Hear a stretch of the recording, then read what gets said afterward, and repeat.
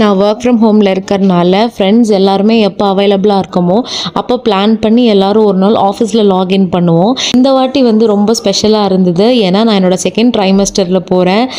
யூஸ்வலாக போயிட்டு ஒர்க் பண்ணிவிட்டு டைம் இருந்துச்சுன்னா வெளியில் எங்காவது போயிட்டு நாங்கள் வருவோம். பட் இந்த வாட்டி ரொம்ப டிஃப்ரெண்ட்டாக இருந்தது. வை பிகாஸ் என் ஃப்ரெண்ட்ஸ் எல்லாம் என்னை ரொம்ப பார்த்து கவனிச்சுக்கிட்டாங்க. ரொம்ப பேம்பர் பண்ண மாதிரி இருந்தது.